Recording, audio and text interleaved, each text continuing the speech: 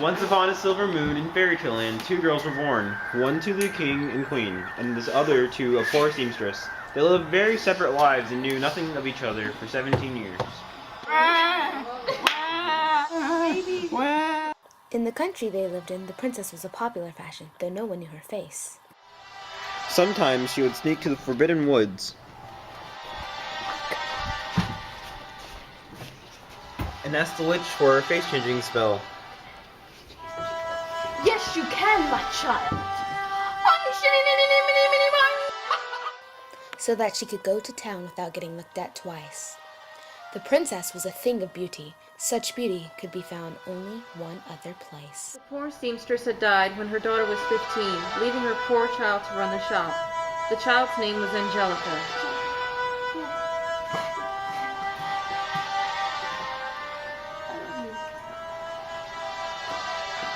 Angelica was miserable before her mother's death, but afterwards she was nearly insane. For all her life she had only known poverty. Some nights she slept hungry in her rat-infested house on her bed full of mites. Our story starts the day they meet. The one day the princess went into town with her own face. As the princess was strolling through the market on a particularly gloomy day, she happened to come upon the seamstress's shop. You see, the princess was a kind and charitable soul, however full of mischief. The shop was run down and seemed abandoned, except for a small light seen on the inside. Seeing the place in such horrible condition, she decided to get a dress made and pay a great sum.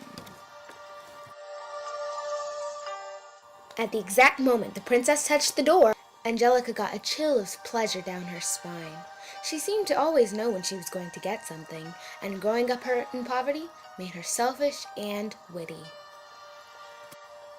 She got up and entered the workroom where the princess was looking around. She started to say hello, but before she could finish, she saw the princess's face.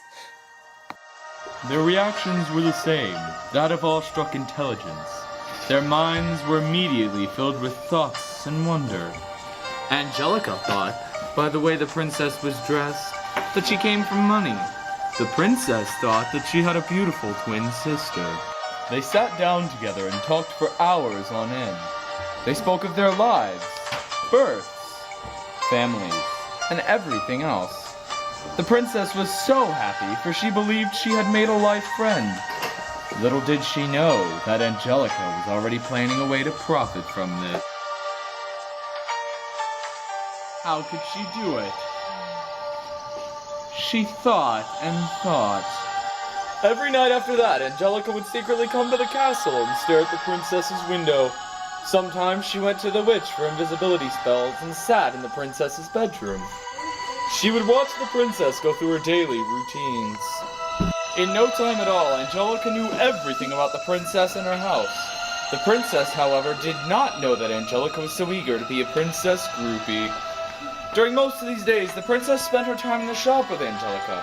Although she couldn't quite place it, the princess had a sense of uneasiness around Angelica. Sometimes she would find spots of blood on walls, and there was a feeling of death around the place.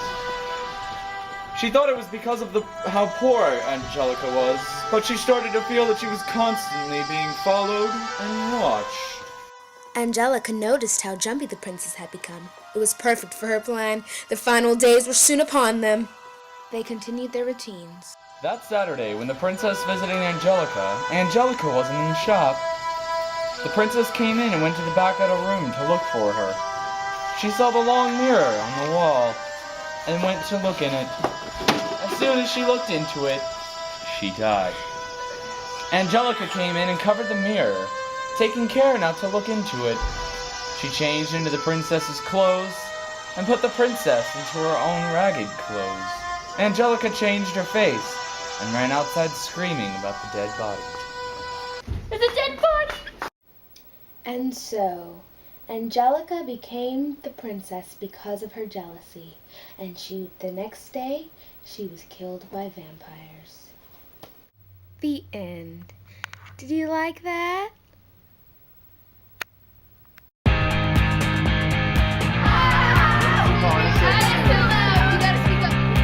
Read it. lived in, the princess Over here. and the country they sometimes she would sneak to the forbidden woods. Start over. Hey! Once upon a silver moon, fairytale. Sitting down, do nothing. But I was a baby. She seemed to know when she did something.